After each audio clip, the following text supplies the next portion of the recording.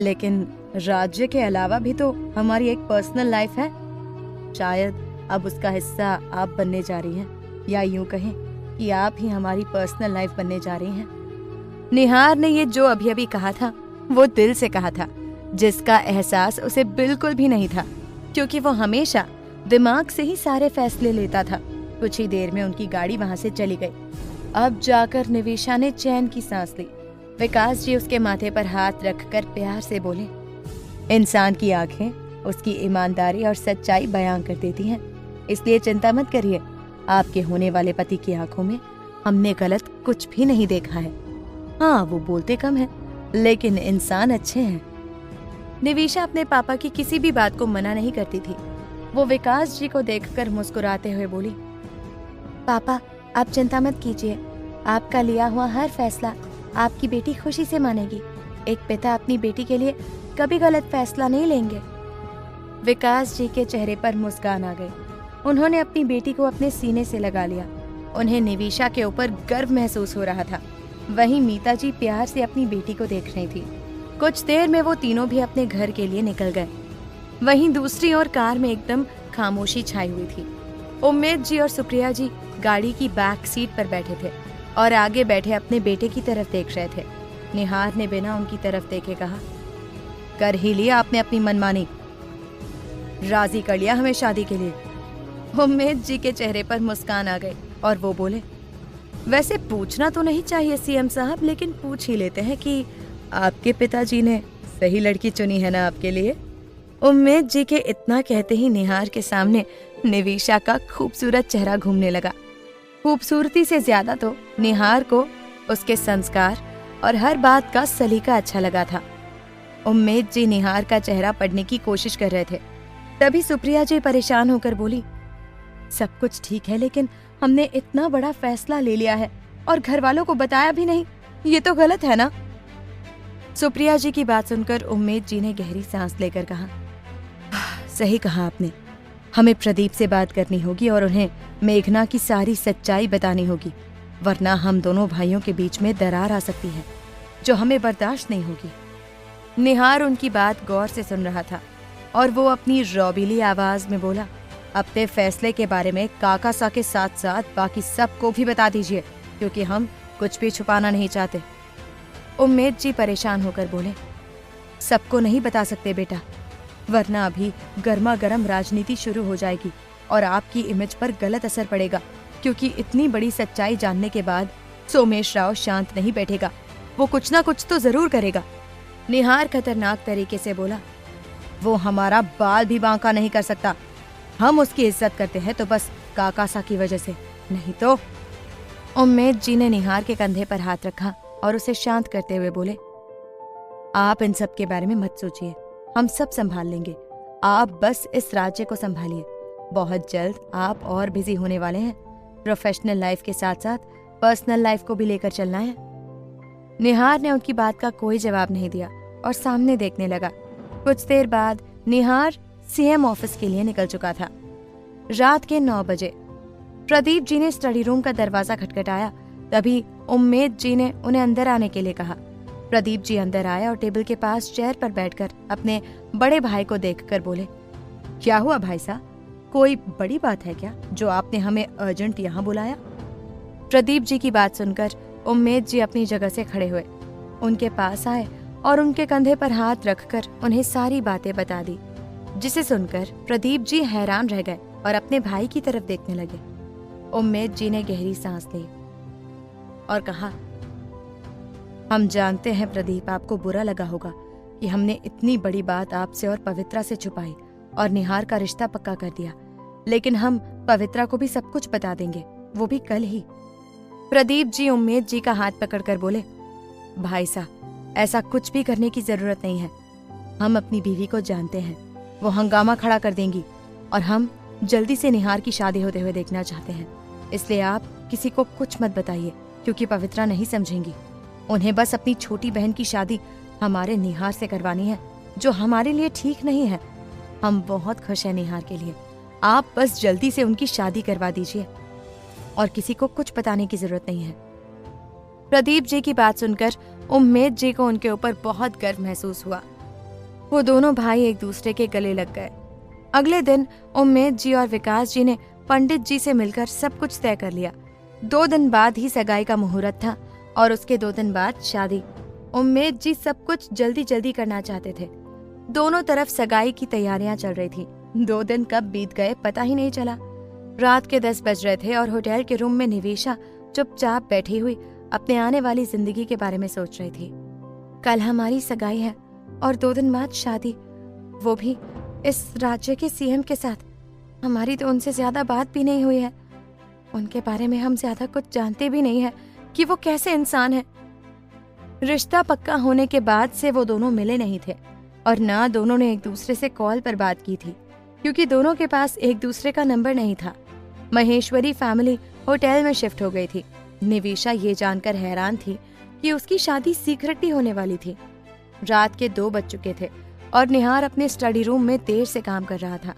अचानक उसके पास एक अनजान नंबर से कॉल आया। निहार को एक पल के लिए निवेशा का ख्याल आया तो उसे बहुत खूबसूरत सा एहसास होने लगा। उसने तुरंत ट्रू कॉलर पर नंबर चेक किया तो उस इंसान का नाम देखते ही निहार के चेहरे पर गुस्सा आने लगा। वो कॉल कट करके बोला, इन्हें हमारा वीआईपी नंबर किसने दिया और इनकी हिम्मत कैसे हुई हमें कॉल करने की, वो भी इतनी रात को। अपना कॉल कट हो जाने पर मेघना को डर लगने लगा। उसने अपनी बहन से निहार का पर्सनल नंबर लिया था और हिम्मत करके उस गुस्सैल और अकड़ू इंसान को कॉल किया था। मेघना ने अपने फोन में निहार की तस्वीर निकाली और प्यार से उसे देखते हुए बोली, कितने गुस्से वाले और अकड़ू हैं आप। आज तक कभी सीधे मुंह बात नहीं किया आपने हमसे, लेकिन अब तो कर लीजिए, क्योंकि अब हमारी शादी होने वाली है और बहुत जल्द हम दोनों पति पत्नी बनने वाले हैं। फिर हमेशा आपकी बाहों में रहेंगे, आपके बेहद करीब, आपके खानदान में आकर ऐश करेंगे। हमें तो यकीन नहीं आ रहा कि आपने शादी के लिए हाँ कह दिया। इसका मतलब हम भी आपको पसंद है कहीं न कहीं, लेकिन आप कहते नहीं हैं। मेघना अपने मन में सपने देख रही थी जिनकी अब कोई बुनियाद नहीं थी। उसे तो पता ही नहीं था कि कल सीएम चौहान की सगाई होने जा रही थी, वो भी किसी और से। निहार ने अपने फोन को एक तरफ रखा और अपनी जगह से उठकर खिड़की के पास जाकर खड़ा हो गया। चांद की रोशनी निहार के चेहरे पर पड़ रही थी और निहार की आंखें चमक रही थीं। वो लगातार चांद को देख रहा था। तभी अचानक उसके चेहरे पर एक छोटी सी स्माइल आ गई और वो धीरे से बोला, निवेशा। निहार को उसका नाम लेते ही बेचैनी होने लगी। उसने अपने सीने पर हाथ रखा और अपने दिल की धड़कन को महसूस करते हुए बोला, सीएम, कहीं आप गलत राह पर तो नहीं जा रहे हैं ना? लेकिन अगर मंजिल इतनी खूबसूरत है तो हमें इस गलत राह पर भी चलना ही पड़ेगा। निवेशा इस वक्त गहरी नींद में सो रही थी और निहार एकटक चांद को देख रहा था। अगले दिन पूरे होटल को शादी तक के लिए बुक कर लिया गया था। उम्मेद जी ने सीएम की शादी की बात को सीक्रेट रखने के लिए होटल वालों को करोड़ों रुपए दिए थे। महेश्वरी फैमिली और चौहान फैमिली के अलावा वहां अब कोई नहीं आ सकता था। दोपहर 12 बजे सगाई का मुहूर्त था, जिसकी तैयारियां जोरों शोरों से चल रही थी। पार्लर वाली निवेशा को उसके रूम में रेडी कर रही थी और उसके माता पिता बाकी सारा काम संभाल रहे थे। निवेशा का बड़ा भाई सात्विक, जो कि मुंबई में रहता है, वो शादी से 1 दिन पहले आने वाला था। वो एक बिजनेसमैन था जिनकी उम्र निहार के बराबर ही थी। दूसरी तरफ चौहान महल में सुप्रिया जी ने अपने हैंडबैग को लिया और अपने कमरे से बाहर निकलकर हॉल की तरफ बढ़ने लगी। उम्मेद जी उनका बाहर लॉन में इंतजार कर रहे थे। उन्हें सगाई के लिए होटल जाना था और ये सब होटल में जाकर ही तैयार होने वाले थे, वरना घर पर पवित्रा को पता चल जाता। सुप्रिया जी हॉल से होते हुए बाहर की तरफ बढ़ने लगी। तभी पवित्रा वहां आकर बोली, जेठानी सा, इस वक्त कहाँ जा रही हैं आप? पवित्रा की आवाज सुनकर सुप्रिया जी के कदम वहीं थम गए और वो पीछे मुड़कर बोली, पहली बात तो ये पवित्रा कि कोई बाहर जाता हो तो उसे टोकना नहीं चाहिए, और दूसरी बात, हम किसी जरूरी काम से बाहर जा रहे हैं, शाम को मिलते हैं। इतना कहकर सुप्रिया जी वहां से चली गईं। उनके जाते ही पवित्रा खतरनाक तरीके से हंसते हुए बोली, बहुत घमंड है ना आपको कि आपका बेटा कितना कामयाब है और आप इस खानदान की बड़ी बहू हैं, सब कुछ आपके कदमों में है।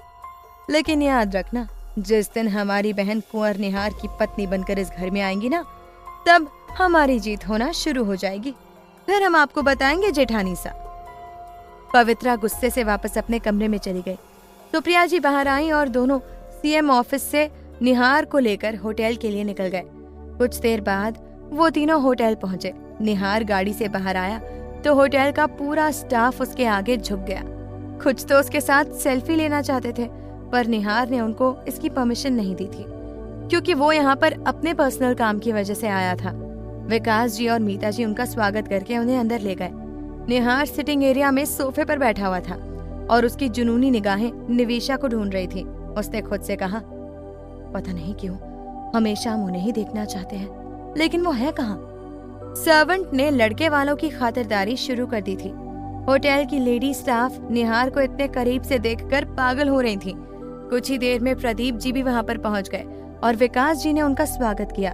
चौहान परिवार होटल के आलीशान सीटिंग एरिया में बैठा हुआ था। वहीं पर खूबसूरत सा स्टेज सजाया गया था, जहां पर सगाई होने वाली थी और आने वाले सारे फंक्शंस होने वाले थे। आगे इस सगाई में क्या होने वाला है? क्या बिना किसी बिद बाधा के हो पाएगी सीएम निहार और निवेशा की दुनिया से छिपकर की जा रही ये शादी? क्या होगा जब सोमेश, पवित्रा और मेघना को पता चलेगी ये सच्चाई? जानने के लिए सुनिए इस स्टोरी का नेक्स्ट पार्ट सिर्फ और सिर्फ प्रतिलिपि एफएम पर।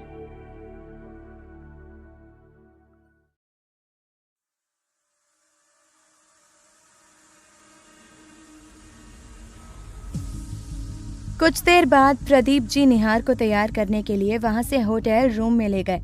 लॉबी में आते ही निहार का दिल जोर से धड़कने लगा। वो अपनी जगह पर रुक गया और अपनी आंखें बंद करके कुछ महसूस करने लगा। निहार को देखकर प्रदीप जी भी रुक गए और उसे हैरानी से देखने लगे। निहार ने अपने सीने पर हाथ रखा और बेहद जुनून से बोला, वो यही है। निहार की बात सुनकर प्रदीप जी बोले, कुंवर, कौन यही है? आप किसकी बात कर रहे हैं? निहार ने अपनी आंखें खोली और अपने दाईं तरफ के कमरे के दरवाजे को बेहद शिद्दत से देखने लगा। प्रदीप जी उसके पास आए और बोले, क्या हुआ बेटा?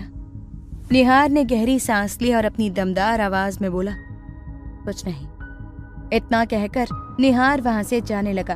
तभी सुप्रिया जी वहां पर आई और निहार को देखकर बोली, कुंवर, ये आपका रूम नहीं है, ये तो निवेशा का रूम है। वो अंदर तैयार हो रही है। आपका रूम तो इस रूम से एक रूम छोड़कर है।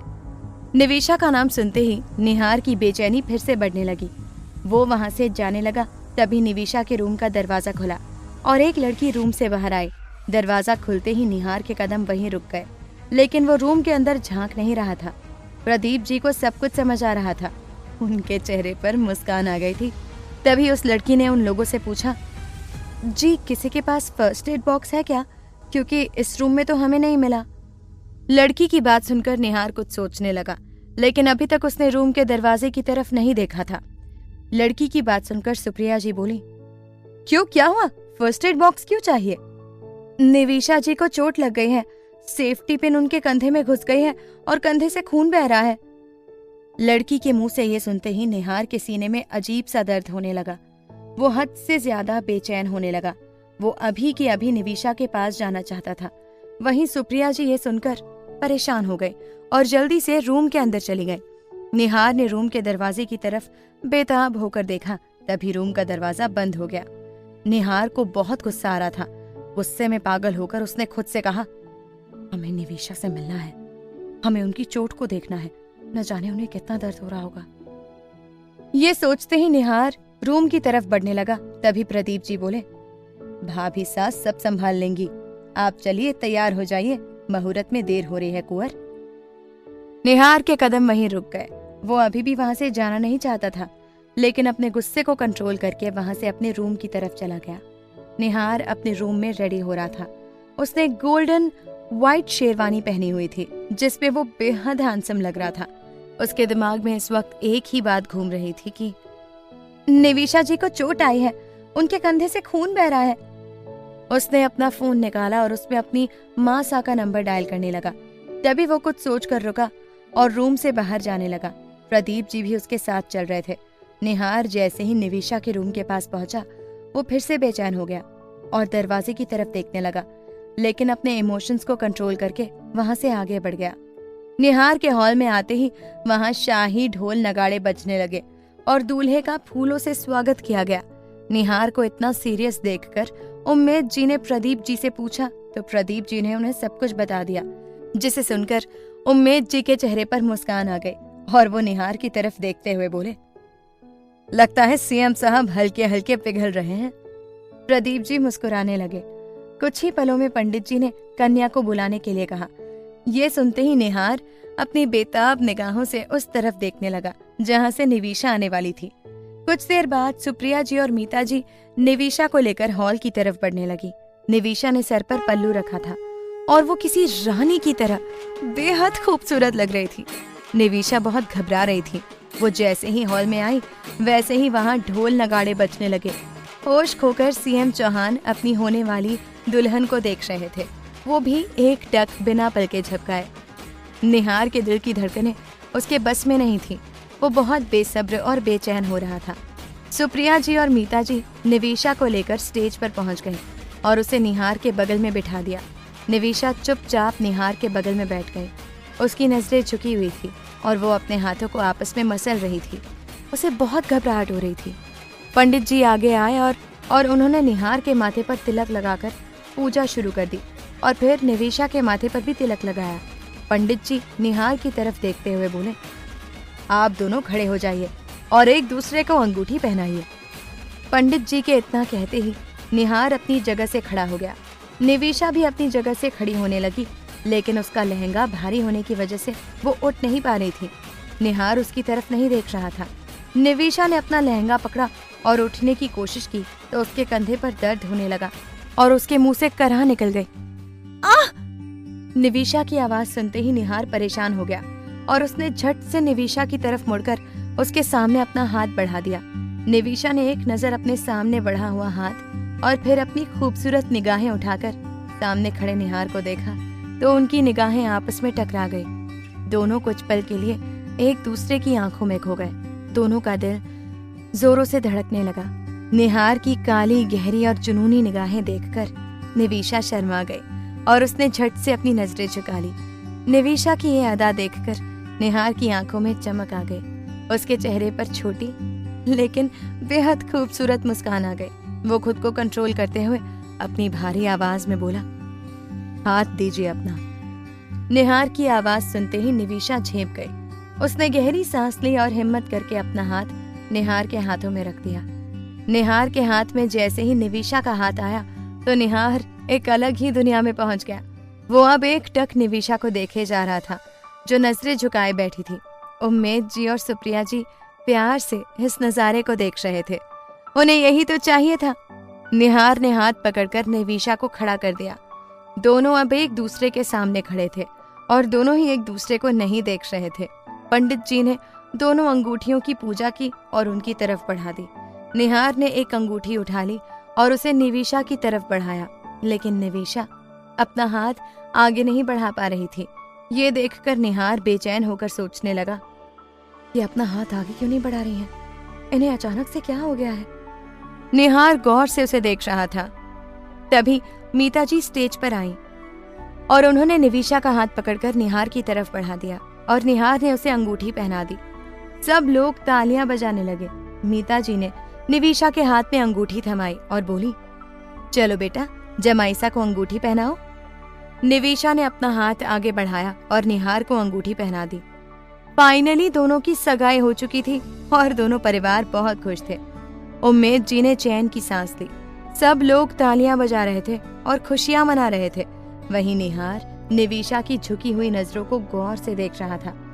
कुछ देर बाद उन दोनों को फिर से बिठा दिया गया। इस बार मीता जी ने निवीशा को बैठने में मदद कर दी। निहार और निवीशा चुपचाप बैठे हुए थे। निहार ने देखा किसी का ध्यान उनकी तरफ नहीं था। यही सही मौका था।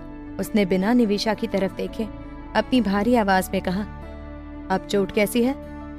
निहार की बात सुनकर निवीशा हैरान रह गई।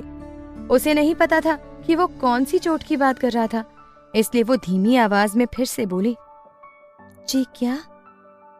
निहार ने फिर से पूछा, आपके कंधे पर जो चोट लगी थी वो अब कैसी है?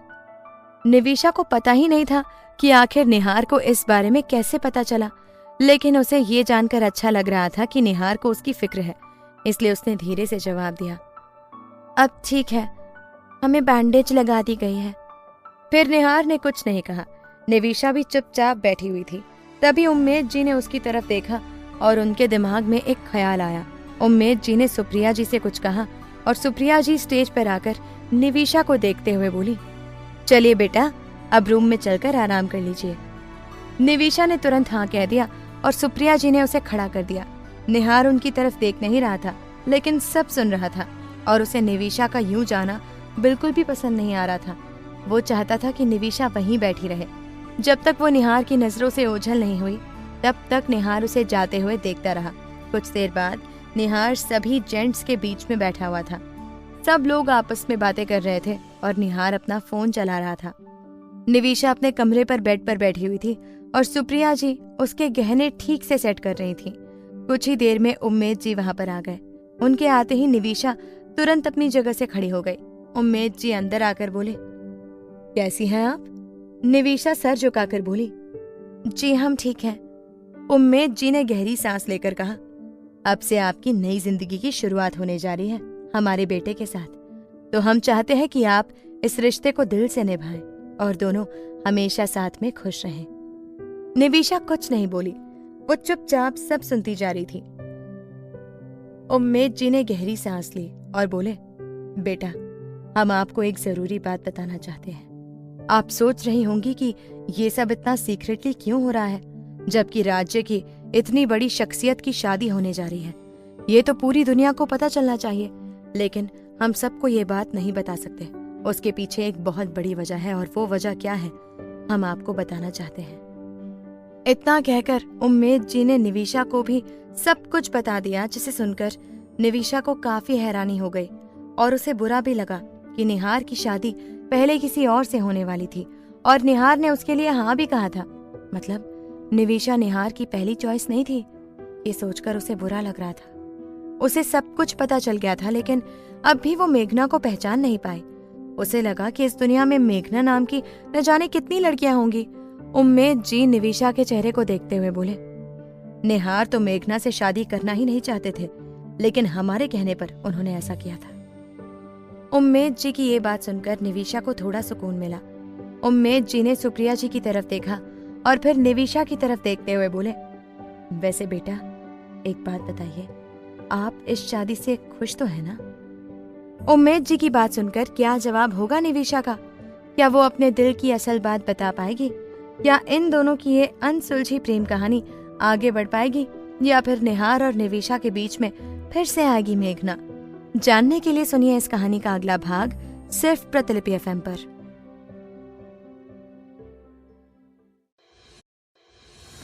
उम्मेद जी की बात सुनकर निविशा अपना सर हिलाते हुए बोली, जी। तभी उम्मेद जी ने सवाल पूछा, तो उस दिन शाम को आप हम सबसे क्या कहना चाहती थी जब निहार ने आपको रोक दिया था? कुछ हुआ था क्या आप दोनों के बीच में? निविशा को वो सब याद आने लगा जब निहार ने उससे साफ साफ कहा था कि वो ये शादी नहीं करना चाहता और निविशा को खुद शादी करने से मना करने के लिए कहा था। निविशा यही सब सोच रही थी। तभी उम्मेद जी बोले, बेटा, हम आपके बाबा सा हैं, आप हमसे कुछ भी कह सकती हैं, कोई भी बात छुपाने की जरूरत नहीं है, आराम से बोलिए।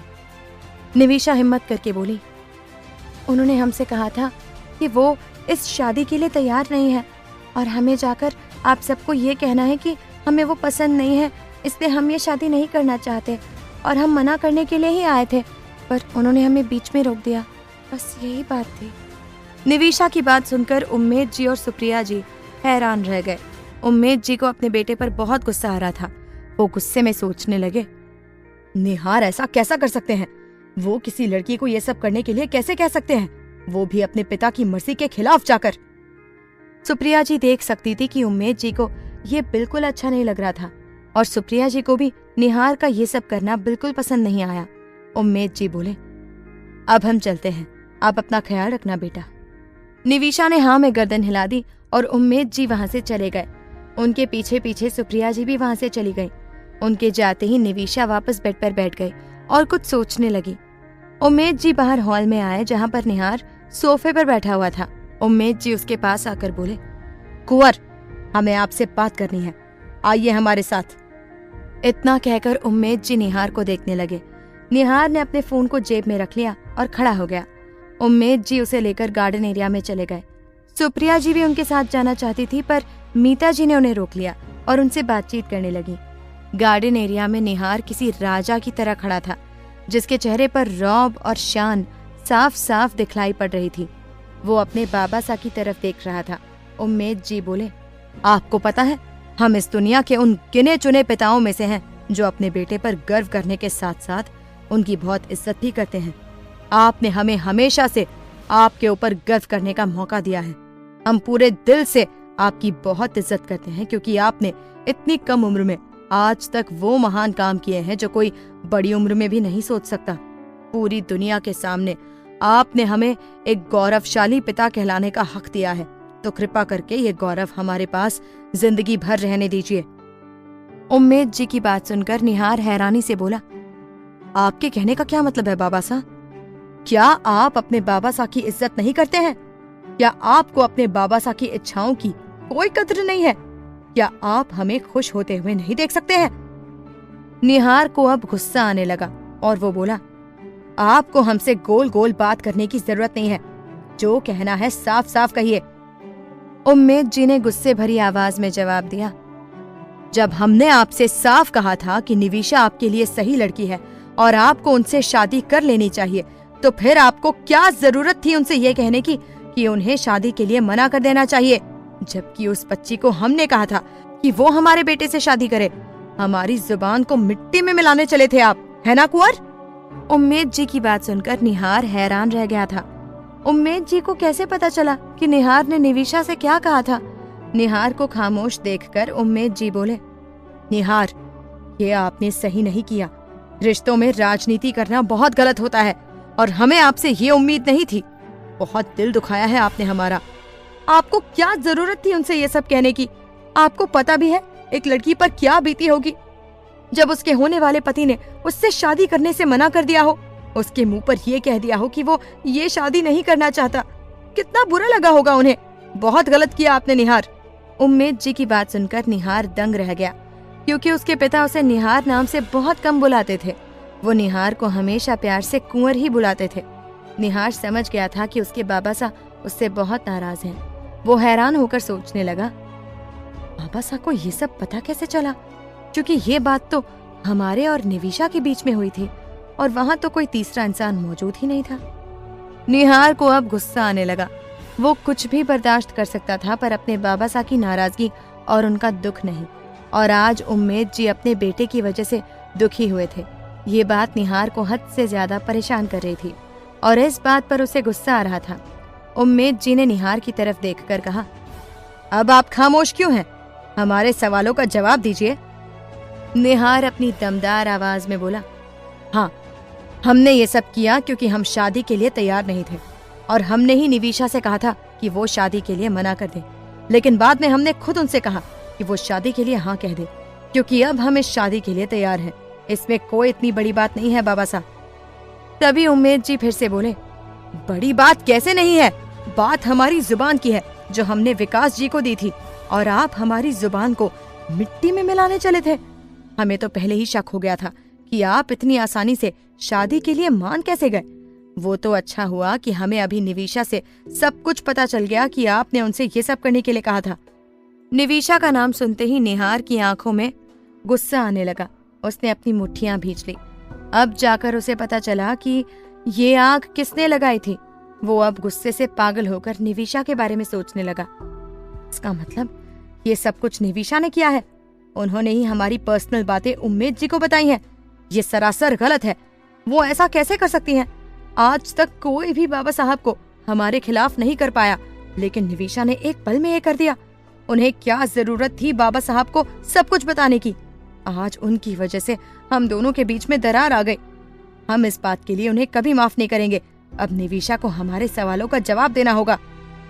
निहार कुछ भी सहन कर सकता था, लेकिन अपने जान से ज्यादा प्यारे बाबा साहब को दुखी नहीं देख सकता था। निहार ने बड़ी मुश्किल से अपने गुस्से को काबू किया और उम्मेद जी की तरफ देखकर कहा, बाबा साहब, हम जानते हैं कि आप हमारी वजह से दुखी हुए हैं, लेकिन हम आपसे वादा करते हैं कि अब इस शादी को पूरे मन से स्वीकार करके निविशा को अपनी पत्नी बना रहे हैं। अब आपको हमसे कोई शिकायत नहीं होगी। उम्मेद जी एक गहरी सांस लेकर बोले, जो इंसान पूरी दुनिया का चहेता हो, जिसकी पूरी दुनिया दीवानी हो, उसे ऐसा काम शोभा नहीं देता बेटे। आपको वो सब शोभा नहीं देता जो आपने निविशा से कहा था। आपको पता है, आप हमारी जान हो, हमारे जीने की वजह हो। हमें गर्व से ज्यादा घमंड है आपके ऊपर। प्लीज निहार, अब ऐसा कभी कुछ मत कीजिएगा कि वो मासूम बच्ची दुखी हो जाए, वरना आप कहें तो हम अभी इस शादी को कैंसिल कर देते हैं। ये सुनते ही निहार हद से ज्यादा बेचैन हो गया और जोर से बोला, नहीं, बिल्कुल भी नहीं। आप इस शादी को कैंसिल नहीं कर सकते। हम ऐसा नहीं होने देंगे। आपने सुना ना, आप शादी कैंसिल नहीं कर सकते। निहार का गुस्सा और बेचैनी देखकर उम्मेद जी समझ रहे थे कि निहार के ऊपर निविशा का जादू चल रहा है। उम्मेद जी गहरी सांस लेते हुए बोले, ठीक है, जैसा आप कहें, लेकिन एक बात याद रखना, हम इस बात को इतनी आसानी से भूल नहीं सकते बेटा। इतना कहकर उम्मेद जी वहां से चले गए। उनके जाते ही निहार को हद से ज्यादा गुस्सा आने लगा। उसके बाबा साहब उससे नाराज हो गए थे। वो बेचैन होकर बड़बड़ाने लगा, बाबा साहब हमसे नाराज हो गए हैं। हम ऐसा क्या करें कि वो फिर से मुस्कुराने लगे। हम उन्हें ऐसे नहीं देख सकते। निहार ने अपनी मुट्ठियां भींच ली और गुस्से से इधर उधर देखने लगा। तभी उसके सामने एक टेबल दिखाई दी और उसने जोर से उसे लात मारकर गिरा दिया और कुर्सियां तोड़ने लगा। निहार का गुस्सा अब आउट ऑफ कंट्रोल हो रहा था, जिसकी वजह थी निविशा। निहार गुस्से में लाल हो चुका था। उसने अपने दांत पीसते हुए कहा, ये आपने सही नहीं किया निविशा। अब आप तैयार हो जाइए हमारे सवालों के जवाब देने के लिए। आपकी इतनी हिम्मत कैसे हुई कि आपने हमारे बाबा साहब को दुखी कर दिया? अब हम आपको बताते हैं। इतना कहकर निहार तेजी से वहां से चला गया और सीधा निविशा के रूम की तरफ बढ़ने लगा। उसके चेहरे पर हद से ज्यादा गुस्सा नजर आ रहा था। वहीं निविशा अपने कमरे में आईने के सामने खड़ी होकर अपनी उंगली में पहनी हुई सगाई की अंगूठी को प्यार से देख रही थी। तभी किसी ने उसके कमरे का दरवाजा खटखटाया। निविशा ने जैसे ही दरवाजा खोला तो अपने सामने खड़े निहार को देखकर वो हैरान रह गई। निहार की आंखों में गुस्सा इस वक्त साफ साफ दिखाई पड़ रहा था। क्या निहार गुस्से में आकर निविशा का दिल दुखा देगा? क्या उनकी ये मोहब्बत की कहानी शुरू होने से पहले ही खत्म हो जाएगी? क्या निहार को जिंदगी भर करना पड़ेगा अपने बाबा साहब की नाराजगी का सामना? जानने के लिए सुनिए इस कहानी का नेक्स्ट पार्ट सिर्फ प्रतिलिपि एफएम पर।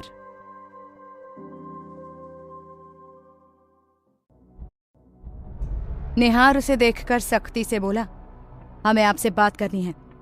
निहार के इतना कहते ही निविशा ने अपनी गर्दन हिला दी और एक तरफ हो गई। निहार कमरे के अंदर आया और उसने दरवाजे को अंदर से बंद कर दिया। निहार बिना निविशा की तरफ देखे गुस्से से बोला, आपकी हिम्मत कैसे हुई हमारे बाबा साहब से हमारी चुगली करने की?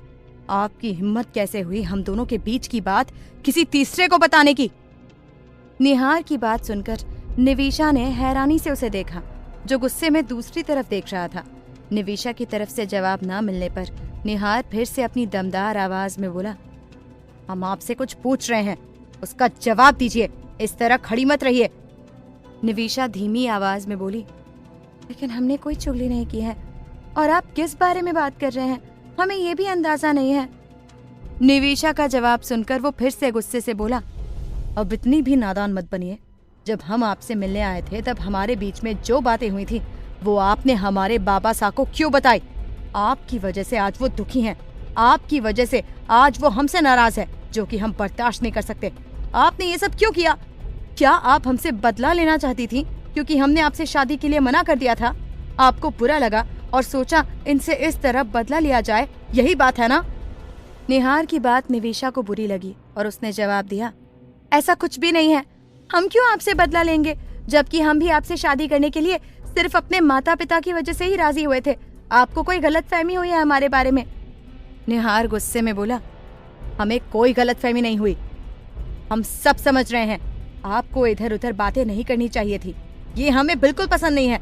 अगर आपको हमारे साथ पूरी जिंदगी बितानी है तो हमारे तौर तरीके सीख जाइए, क्योंकि हम उन्हीं के अनुसार जीते हैं और आपको भी वैसे ही रहना होगा। हम ये शादी अपनी मर्जी से नहीं कर रहे हैं, तो आप भी जरा सोच समझकर हर कदम उठाया करें। निहार की बात सुनकर निविशा को बहुत बुरा लगा। वो जमीन को देखते हुए दुखी होकर बोली, आपको हमसे बिना मर्जी के शादी करने की कोई जरूरत नहीं है। आपके लिए हम अभी जाकर सबसे कह देते हैं कि हम ये शादी नहीं करना चाहते। सारा इल्जाम हमारे ऊपर आ जाएगा और आप इस सब से छूट जाएंगे। निविशा की बात सुनकर निहार को हद से ज्यादा गुस्सा आया। वो अपने गुस्से को काबू नहीं कर पाया और उसने जोर से सामने की दीवार पर मुक्का मार दिया। निविशा ये नजारा देखकर डर से सहम गई। उसे नहीं पता था कि निहार इतना ज्यादा गुस्से वाला है। निहार गुस्से से निविशा के पास आया और उसके कंधे की तरफ देखकर अपने हाथ बढ़ा दिए, लेकिन फिर अपने हाथों को रोक लिया और अपने दांत पीसते हुए बोला, खबरदार जो इस शादी से मना किया तो अब तो आपकी शादी सिर्फ हमसे होगी। अब आपको पूरी जिंदगी हमारे साथ, हमारे अनुसार रहना होगा। अब आपकी जिंदगी की डोर हमारे हाथ में होगी। अब से आप हमारे लिए, हमारे हिसाब से जिएंगी। अब से आपकी जिंदगी पर सिर्फ हमारा हक होगा। अब से निविशा सिर्फ निहार की होगी, सिर्फ निहार की। आपको इधर उधर बातें करना बहुत आता है ना, तो अब पूरी जिंदगी हमसे ही हमारी बातें करनी होगी। अब तो ये शादी होकर रहेगी। निहार का एक एक शब्द निविशा के कानों में गूंज रहा था। वो डर के मारे उसे देख रही थी। निहार की गुस्सैल नजरों को देखकर निविशा ने अपनी नजरें हटा ली और घबराते हुए बोली, हमें आपसे डर लग रहा है। ये सुनते ही निहार तुरंत बोला, तो डरिए ना, हमें कोई प्रॉब्लम नहीं है। लेकिन अब निहार सिंह चौहान से शादी करने के लिए तैयार हो जाइए। जरा आपको भी तो पता चले कि जिनकी चुगली करते हैं और उनके साथ ही जिंदगी बितानी पड़े तो कैसा लगता है। निविशा जमीन को देखते हुए बोली, हमने कोई चुगली नहीं की। निहार अपनी दमदार आवाज में बोला, बस अब एक शब्द नहीं। इतना कहकर निहार ने एक नजर निविशा को देखा और रूम का दरवाजा खोलकर गुस्से से बाहर चला गया। उसके जाते ही निविशा ने अपनी नजरें उठाकर देखा। वहां अब कोई नहीं था। उसकी आंखों से आंसू बहने लगे, जिन्हें वो साफ करके बोली, हमने क्या किया? इनके पिता ने ही हमसे पूछा था तो हमने सब कुछ बता दिया। इसमें हमारी क्या गलती है? और ये हमसे किस तरह से बात करके गए हैं, जैसे कि हमें धमकी दे रहे हो। अब हम क्या करें?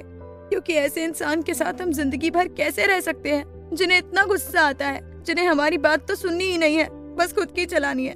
हम पापा से कहकर शादी के लिए मना कर देंगे। निहार के बिहेवियर से निविशा को बहुत बुरा लगा और अब वो इस शादी से पीछे हटना चाह रही थी। कुछ देर बाद निहार हॉल में सोफे पर बैठा हुआ था और अपना फोन चला रहा था। उसे न जाने कितने कॉल्स और मिस्ड कॉल्स आ चुके थे और इसके अलावा कई मैसेजेस भी आ चुके थे। सगाई का फंक्शन अच्छे से हो गया था और अब परसों शादी थी। कुछ देर बाद चौहान परिवार ने महेश्वरी परिवार से विदाई ली और वहाँ से जाने लगे। जाते हुए सुप्रिया जी बोली, आप सब बाहर जाइए, हम अपनी बहू से मिलकर आते हैं। बहू का जिक्र होते ही निहार उस तरफ देखने लगा जहाँ सुप्रिया जी जा रही थी। निहार ने गहरी सांस ली। उसने पहले अपने कपड़े बदल लिए थे और वो वहाँ से सीधा सीएम ऑफिस के लिए निकल गया। आज निहार का मूड बहुत खराब था। रात के 9 बज रहे थे। निविशा अपने रूम से निकलकर अपने बगल वाले रूम में जाने लगी। तभी उसे अपने माता पिता की बातें सुनाई दी तो वो वहीं दरवाजे पर खड़ी होकर सुनने लगी। विकास जी खुश होकर मीता जी से बोले, हमारा सपना साकार हो रहा है। हमारी बेटी की शादी एक अच्छे और संस्कारी खानदान में होने जा रही है, वो भी इतने अच्छे लड़के से। सच में हमने कोई पुण्य ही किया होगा, तभी तो सामने से इतना अच्छा रिश्ता आया है। मीता जी ने भी खुश होकर जवाब दिया, सही कहा आपने। हम बस जल्दी से ये शादी हो जाए तो हमें शांति मिलेगी। कल सात्विक भी आ रहे हैं, फिर कोई टेंशन नहीं। विकास जी ने कहा, कोशिश करेंगे कोई भी गड़बड़ ना हो और शादी अच्छे से निपट जाए, वरना हमारी इज्जत खराब हो जाएगी। हमारा सबसे खूबसूरत सपना साकार होने जा रहा है, इसमें कोई भी कमी नहीं होनी चाहिए। सब कुछ बहुत अच्छे से होना चाहिए। आखिर हमारी प्यारी निविशा की शादी है। अपने माता पिता की बात सुनकर निविशा उदास हो गई। वो तो यहाँ शादी से मना करने आई थी। निविशा वापस अपने कमरे में आई और खिड़की के पास खड़ी होकर आसमान में चमकते चांद को खामोशी से देखने लगी। निविशा ने गहरी सांस लेकर कहा, ठीक है सीएम चौहान, आपका गुस्सा ही सही, लेकिन हम इस रिश्ते को तोड़ेंगे नहीं, क्योंकि अब बात बहुत आगे बढ़ गई है और आप भी इस शादी से पीछे नहीं हटना चाहते तो ऐसा ही होगा। पता नहीं किस तरह से हम दोनों इस रिश्ते को निभाएंगे, जहां आपके दिल और दिमाग में हमारे लिए गुस्सा और गलतफहमी ही भरी हुई है। एक दिन बीत चुका था। आज सुबह ही निविशा के बड़े भाई यानी कि सात्विक भी मुंबई से जयपुर आ गए थे अपनी बहन की शादी अटेंड करने के लिए। आज शाम को हल्दी का फंक्शन इसी होटल में होने वाला था और चौहान फैमिली भी अब 2 दिन के लिए इसी होटल में रुकने वाली थी। घर पर पवित्रा से झूठ बोल दिया गया था कि उम्मेद जी और सुप्रिया जी 2 दिन के लिए जोधपुर शहर जा रहे हैं। अपने रिश्तेदारों से मिलने के लिए प्रदीप जी डायरेक्ट शादी में ही आने वाले थे। शाम के 4 बज रहे थे। शाम के 4 बजे के आसपास निहार की गाड़ी होटल में आई। उसके माता पिता पहले से ही वहां खड़े थे। बाहर आते ही निहार अपने पिता की तरफ बढ़ने लगा। तभी उम्मेद जी बोले, हम आपकी करनी भूल नहीं पा रहे हैं निहार, इसलिए बेहतर होगा कि हम दोनों एक दूसरे से बात न करें और शादी पर ध्यान दें। इतना कहकर उम्मेद जी अंदर चले गए। निहार को फिर हद से ज्यादा गुस्सा आने लगा। उसने अपनी मुट्ठी भींच ली। उसके हाथ और माथे की नसें फूलने लगी। ये देखकर सुप्रिया जी उसके पास आई और उसे शांत करते हुए बोली, बस कुंवर, इतना गुस्सा मत कीजिए। वो बाबा सा है आपके, जितना आपसे नाराज है उससे कई गुना ज्यादा आपसे प्यार करते हैं और धीरे धीरे सब ठीक हो जाएगा। आप चलिए तैयार हो जाइए, कुछ ही देर में हल्दी की रस्म शुरू हो जाएगी। निहार गुस्से से बोला, आज तक कभी बाबा सा ने हमारे साथ ऐसा बर्ताव नहीं किया, लेकिन आज जो ये सब हो रहा है ना, इसे हम भूल नहीं सकते मौसा।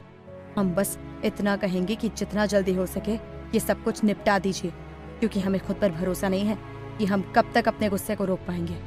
इतना कहकर निहार तेजी से वहां से चला गया। सुप्रिया जी को चिंता होने लगी। वो परेशान होकर बोली, हमें पता है कि निहार अपने बाबा सा की नाराजगी सहन नहीं कर सकते हैं और ऐसे में वो सबके ऊपर गुस्सा ही करेंगे। हमें उनके बाबा सा से बात करनी ही होगी और सब कुछ ठीक करना होगा, वरना बवंडर खड़ा हो सकता है। निहार अपने रूम में आया और बाथरूम के अंदर जाकर सारे कपड़े उतारकर शावर के नीचे खड़ा हो गया। बर्फ सा ठंडा पानी निहार के बदन पर गिर रहा था, पर उसके अंदर की आग को शांत नहीं कर पा रहा था। निहार अपने दोनों हाथ दीवार पर रख देता है और गुस्से में बोलता है, बस बाबा सा, अब हमसे बर्दाश्त नहीं हो रहा है। आप जानते हैं कि हम आपसे दूरी और आपकी बेरुखी सहन नहीं कर सकते, फिर भी आप जानबूझकर ये सब कर रहे हैं। इन सब की वजह सिर्फ निविशा है। उसकी वजह से आज जिंदगी में पहली बार हमारे बाबा सा हमसे नाराज है। निविशा, इसके लिए हम आपको माफ नहीं करेंगे, लेकिन अब खुद से दूर भी नहीं जाने देंगे। क्या अंजाम होने वाला था निहार की इस जिद का? क्या वो अपने ही हाथों अपनी मोहब्बत का गला घोंट देगा, या वो अपने झूठे गुस्से में सब कुछ खत्म कर देगा? जानने के लिए सुनिए इस स्टोरी का नेक्स्ट पार्ट सिर्फ प्रतिलिपि FM पर।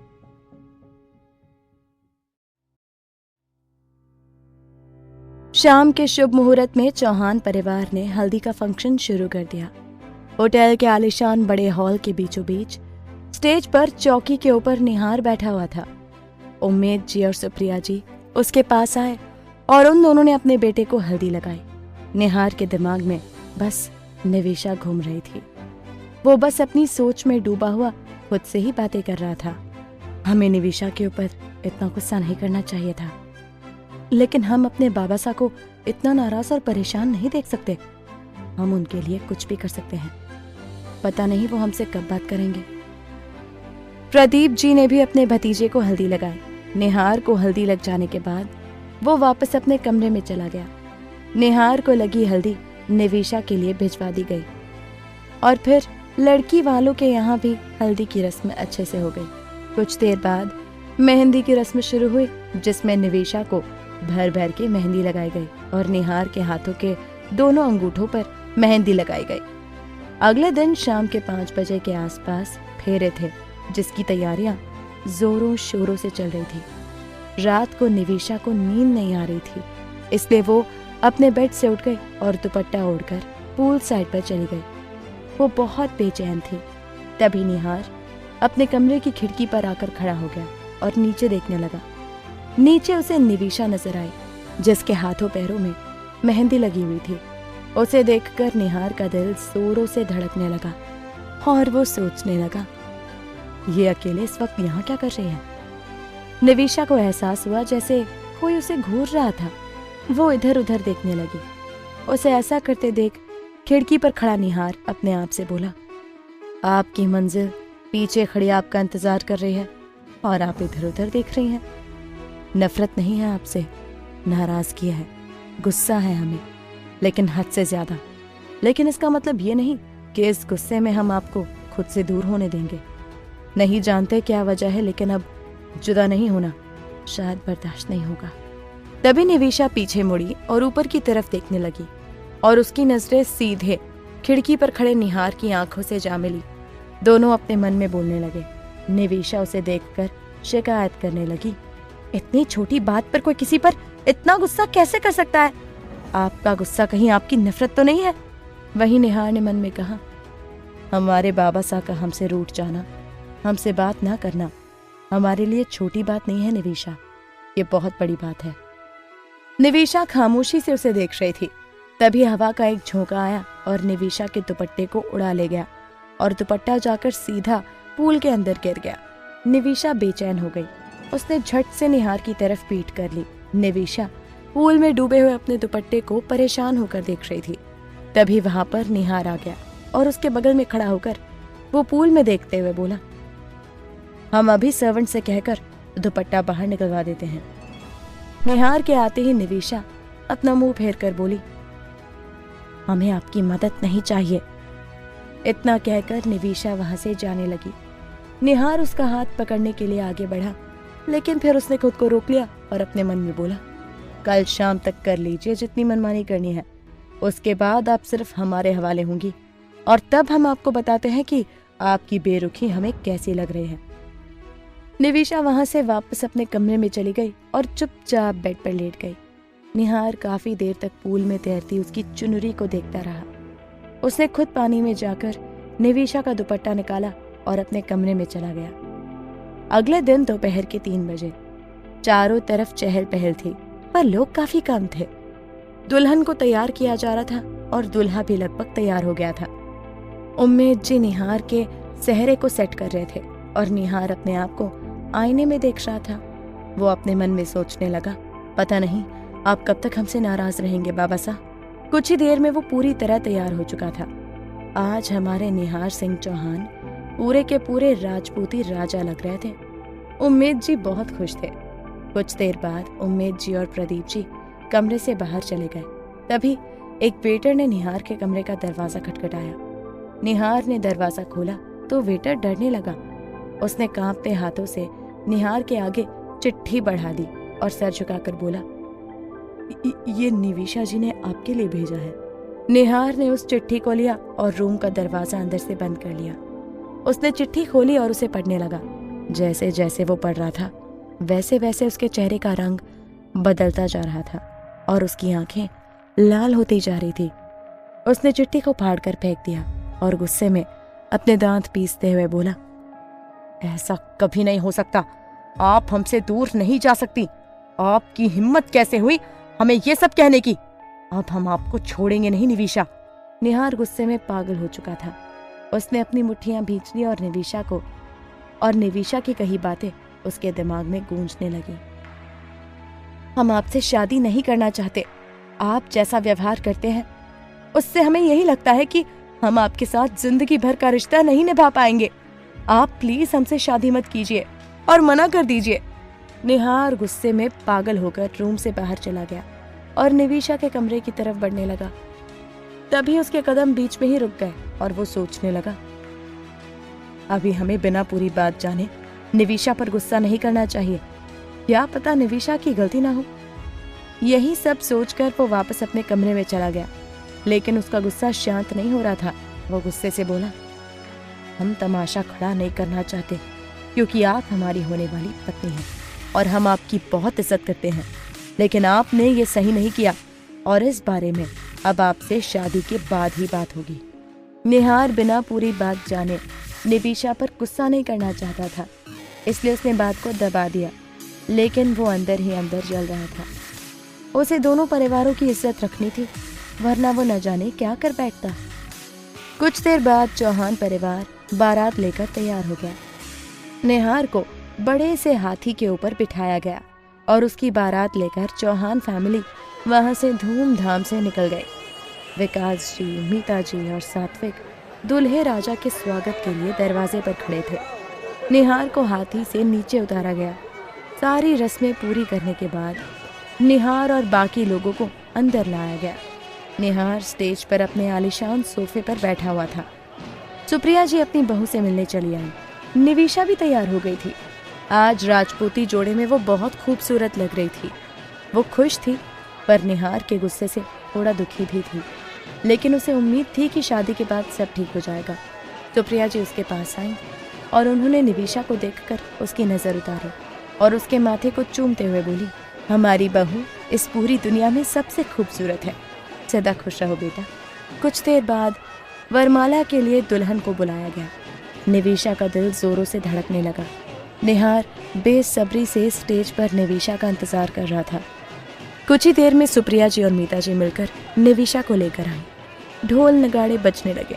निवेशा लाल राजपूती जोड़े में बेहद खूबसूरत रानी जैसी दिख रही थी। उसने घूंघट लिया हुआ था और नजरें झुकाकर धीमे कदमों से आगे बढ़ रही थी। निहार ने निवेशा की तरफ देखा तो देखता ही रह गया, लेकिन अचानक से उसके सामने वो चिट्ठी घूमने लगी जिसमें निवेशा ने लिखा था कि वो ये शादी नहीं करना चाहती। ये सब याद आते ही निहार को गुस्सा आने लगा और उसने निवेशा से नजरें हटा ली। निवेशा को सुप्रिया जी और मीता जी ने स्टेज पर चढ़ा दिया और अब वो दोनों आमने सामने थे। दोनों को माला थमा दी गई और पंडित जी बोले, अब वरमाला पहना ही जाए। निवेशा ने देखा कि निहार के चेहरे पर खुशी नहीं दिख रही है, जिससे वो उदास हो गई, लेकिन उसने जयमाला पहना दी और फिर निहार ने भी निवेशा को माला पहना दी। पूरे हॉल में तालियां बजने लगी और निहार और निवेशा पर फूल बरसाए गए। एक एक करके उनकी शादी की सारी रस्में होने लगी। कन्यादान और फेरे हो जाने के बाद वो दोनों वापस अपनी जगह पर बैठ गए। पंडित जी ने मंगलसूत्र निहार की तरफ बढ़ा दिया। निहार ने अपने हाथों में मंगलसूत्र लिया और उसे निवेशा के सामने करते हुए अपने मन में जुनून से बोला, अब से आपकी जिंदगी की डोर हमारे हाथ में होगी। सिर्फ हमारे कहने के बावजूद आपने शादी के लिए मना करने की कोशिश की और हमें वो चिट्ठी भेजी। इस बात को हम कभी नहीं भूल सकते।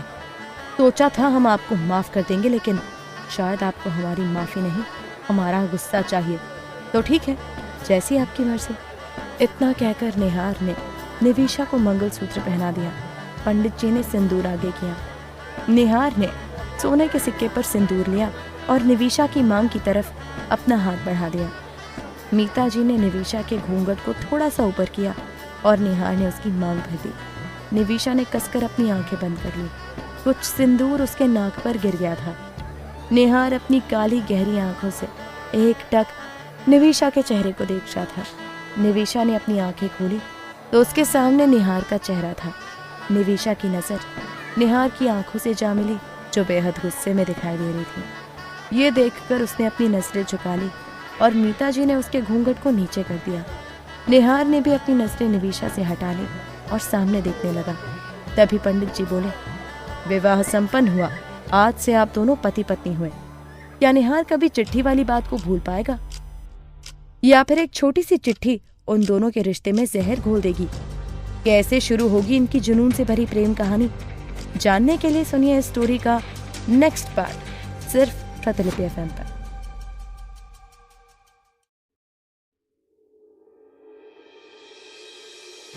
निवेशा ने अपनी आंखें कसकर बंद कर ली। आंसू की एक बूंद उसकी आंखों से निकलकर गालों पर बहने लगी। वहीं निहार के चेहरे पर इस वक्त कोई भाव नहीं था, लेकिन उसके दिल में सुकून था। उसके मन में बहुत सारी बातें आ जा रही थी। वो सोच रहा था, चलो फाइनली शादी तो हुई, अब निवेशा हमारी पत्नी है और उन्हें वही करना होगा जो हम चाहेंगे। अब वो अपनी मनमानी नहीं कर पाएगी। निहार और निवेशा अपनी जगह से खड़े हुए और दोनों ने सबसे पहले उम्मेद जी के पास जाकर उनका आशीर्वाद लिया। वो उन दोनों को आशीर्वाद देते हुए बोले, सदा खुश रहो बच्चों, हम बहुत खुश हैं। आज हमारा सपना पूरा हो गया। हमारे बेटे की शादी हो गई है, वो भी आपके जैसी एक अच्छी और संस्कारी लड़की के साथ। बाद में उन दोनों ने सुप्रिया जी के पैर छुए। उन्होंने भी अपने बच्चों को बहुत आशीर्वाद दिया। निवेशा का दिल घबरा रहा था, उसे अजीब सी बेचैनी हो रही थी। फिर उन दोनों ने विकास जी और मीता जी का आशीर्वाद लिया। मीता जी उसे गले लगाकर रोने लगी। उन्हें देखकर निवेशा भी रोने लगी। फिर निवेशा अपने भाई के पास आई और उसके सीने से लगकर रोने लगी।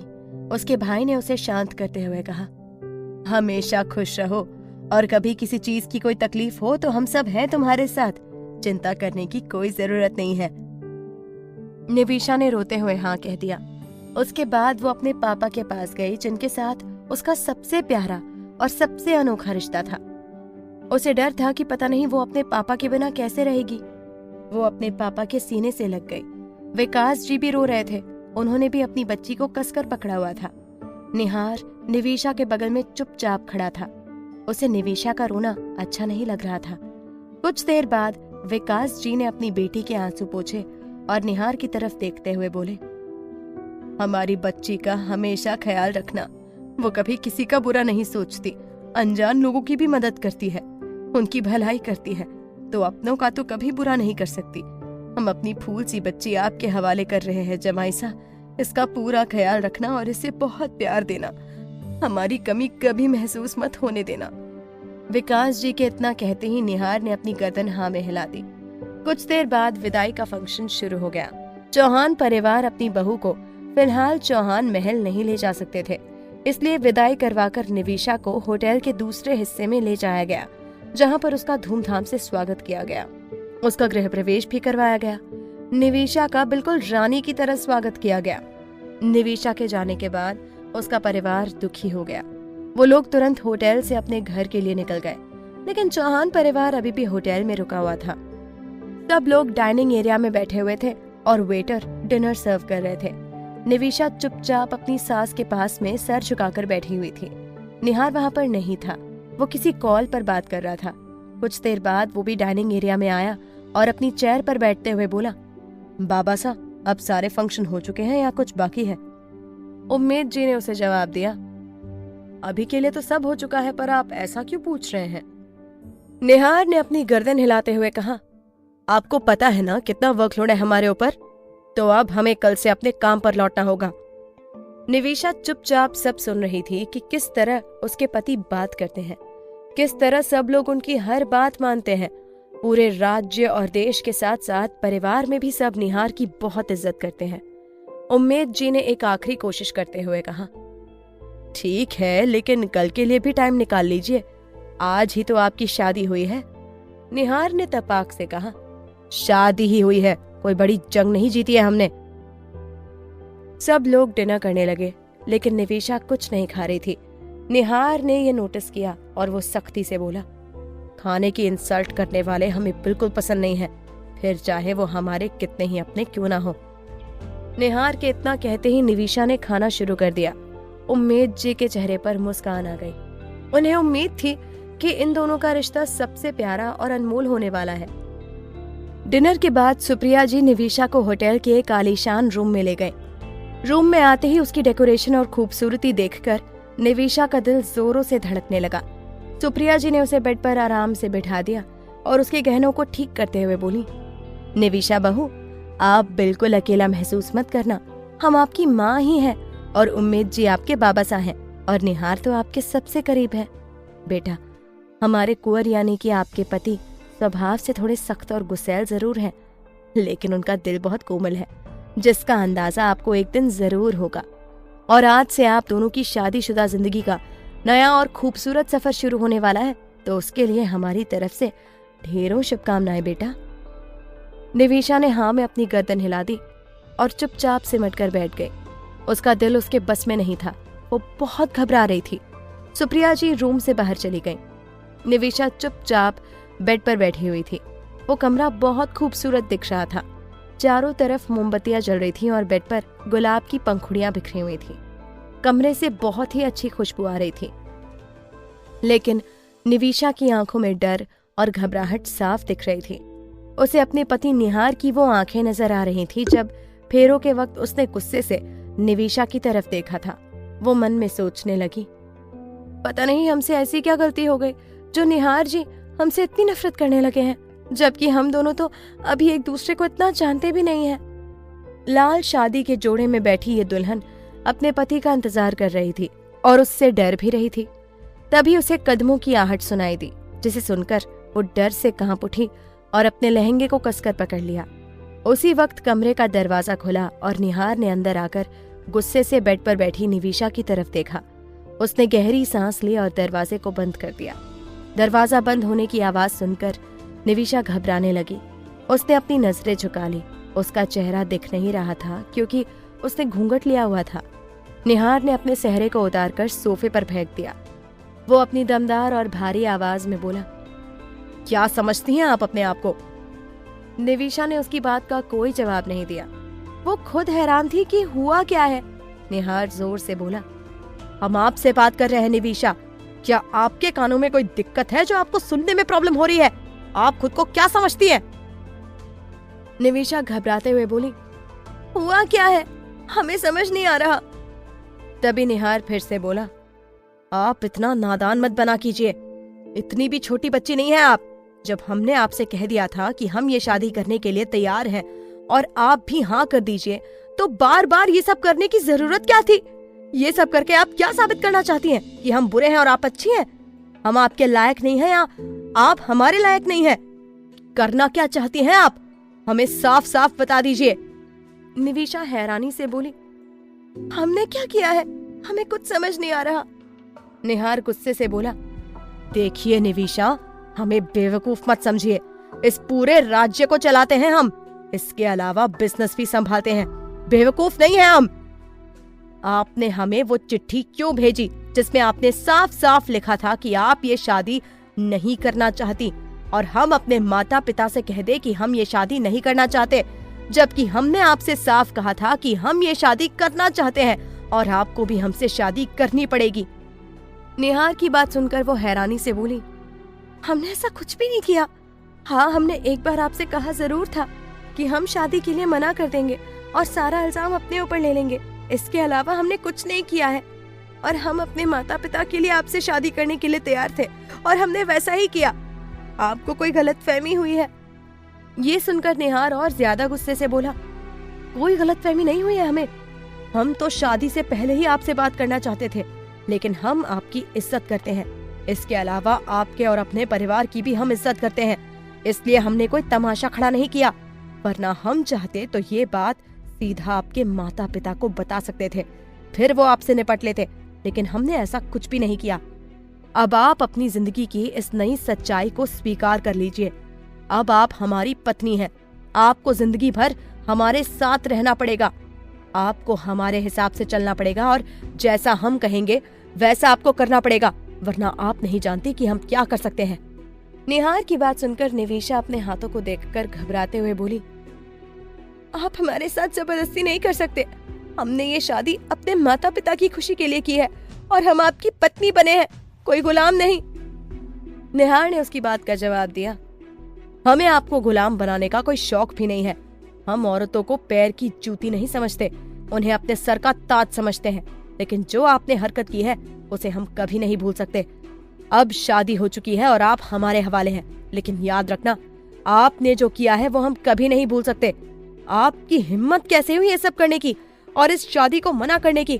अगर ऐसा ही रहा ना तो आप हमारे दिल में अपनी जगह कभी नहीं बना पाएंगी। इतना कहकर निहार ने निविशा के घूंघट को झटके से हटा दिया और उसके सामने निविशा का बेहद खूबसूरत चेहरा आ गया, जिसे देखकर वो एक पल के लिए तो उसकी खूबसूरती में खो गया। दीवानों की तरह वो अपनी जुनूनी निगाहों से निविशा के चेहरे को देख रहा था। निविशा अपनी नजरें झुकाकर डरी सहमी सी बैठी थी और निहार एकटक उसे देख रहा था। वो अपने मन में बोला, हमने अपनी जिंदगी में कभी ऐसी नायाब खूबसूरती नहीं देखी। आखिर कोई इतना खूबसूरत कैसे हो सकता है? अगले ही पल निहार अपने ख्यालों से बाहर आया और निविशा को गुस्से से देखते हुए कमरे से बाहर चला गया। उसके जाते ही निविशा ने अपने आंसू पोंछे और दुखी होकर बोली, हमने ऐसे कौन से पाप किए थे जो हमें ऐसे इंसान से शादी करनी पड़ी जिन्हें हम ठीक से जानते भी नहीं है। कितनी नफरत और कितना गुस्सा है इनकी आंखों में हमारे लिए। न जाने कैसे हम दोनों इस शादी को निभा पाएंगे और कब तक पूरी दुनिया से इस रिश्ते को छुपा पाएंगे। न जाने उस दिन कितना बड़ा तूफान आएगा जब सबको पता चलेगा कि इतने बड़े राज्य के सीएम की बीवी हम हैं। आगे क्या मोड़ आएगा इन दोनों के रिश्ते में? क्या निहार के दिल में निविशा के लिए नाराजगी खत्म हो पाएगी? और अगर निहार को वो चिट्ठी निविशा ने नहीं भेजी तो किसने भेजी थी?